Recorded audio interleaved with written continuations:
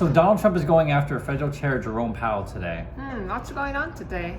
Well, this is really unusual. Powell actually released a video statement on Sunday saying that they've got like subpoenas on Friday. So let me read the headline. It's crazy as it sounds. It says Federal Reserve hit with DOJ, so it's Department of Justice, subpoenas in criminal probe over Chair Jerome Powell testimony. But what's the charge? Yeah, I think they're going to try to get him on like, oh, you lied before Congress or something like that. About what? About the renovation of the Fed building. I know it's as stupid as it sounds. And Trump's been doing a lot of this against other people, like just kind of making up stuff. Yeah. Plus, if that is criminal, Trump's destroying White House right now. Oh, right. If we're going to talk about buildings. Yeah, they're literally doing right now. And before, if you guys remember, there was a time when it was Trump and then another like a senator. I think it was Senator Scott. I think his name is, and then they were talking to Powell, and Trump was making all these things. Oh, you guys are spending too much money and blah blah blah. And then Powell actually is like, well, let me see that piece of paper you got there, and then basically called it out saying, no, you're just making stuff up. Yeah, and he's basically like, no. So the reason why this matters in a lot of ways, but people are really worried that the Fed won't be independent. They should from the be government. super independent, and usually they don't make a statement because they're kind of stay away from the politics, right? Yeah, usually you don't want to be involved in politics because the basic idea is that they're going to make monetary decisions, so decisions just based on data, not like, oh, I really want to help. Who has the power and who has money? And so then Trump always will say, well, no, you just want to help Biden, blah blah blah. But you have to remember, Trump is the guy who picked Jerome Powell. That's why the whole thing sounds stupid. Listen to the quotes of this though; it matters. So this is a quote from Powell. No one, certainly not the chair of the Federal Reserve, is above the law. Okay, so he's fine with this rule of law. I'm fine with that too. But this unprecedented action, so never happened before, should be seen in a broader context of administration's threats and ongoing pressure. So Powell's basically saying, I'm getting threatened by the president. This is it doesn't happen in like, the markets are already going down because people are worried that if let's just say, for example, Trump gets rid of the Fed and puts someone else, they can just start doing any kind of crazy stuff, cut rates to zero, print a bunch of money, as much money as they possibly can, and no one can stop Trump then, right? Well, it would just destroy any trust in our markets. Not just the market, it's your country. Well, right. And you already have that now with all the stuff that he's doing. And people keep asking, like, are you purposely trying to destroy USA? Let me read some more. So it says, this is from Powell. This is about whether the Fed will be able to continue to set interest rates based on evidence and economic conditions, okay?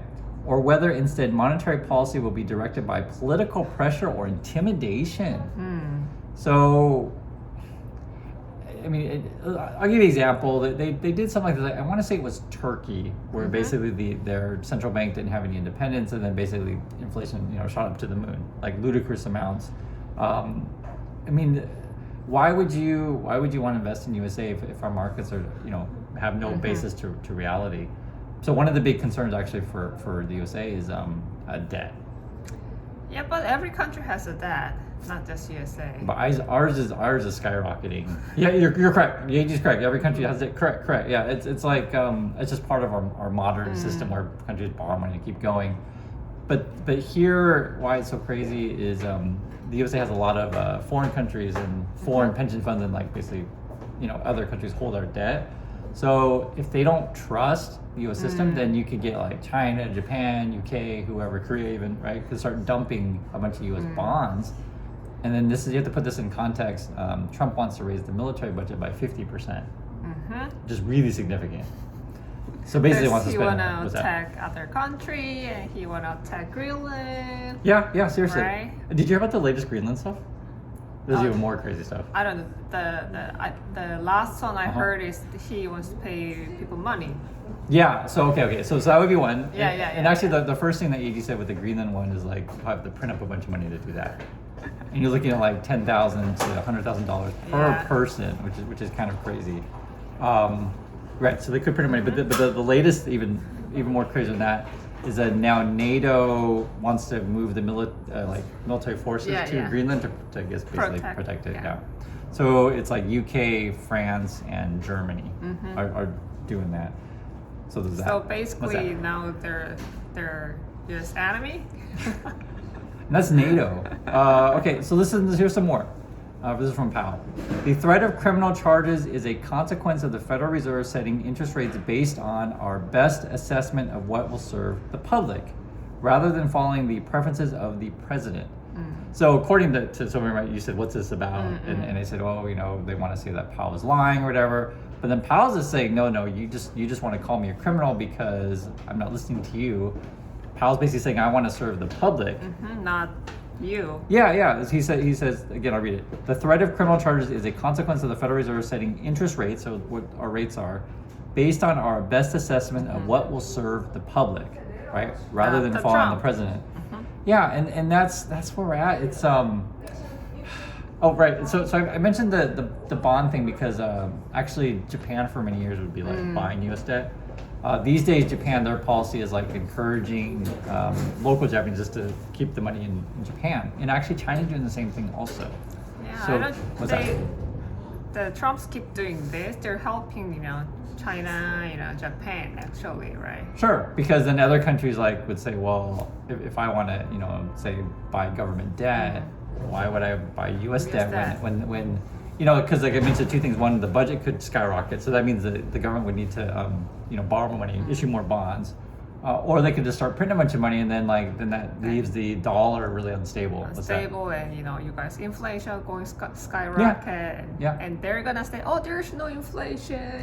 The gas is still cheap, eggs still cheap. Yeah, so Yeji brings up a good point too, and this is something that Jerome Powell's talked about a lot. So, and I agree with Powell here, is that we should fund the government to make sure that we have good data. So Powell would actually want to hire people just to make sure we got good data, and this would be at the Fed or be at the Bureau of Labor Statistics. You want to know what our unemployment is. It's like basic data of how your economy is doing. Yeah. So I just remember that still there is a 1 month of blank. There's no data at all, right? Yeah. Well, one thing was pretty crazy was later then there was they compare with the number with the 10 years ago. Oh, we're all same. Compared to 10 years ago.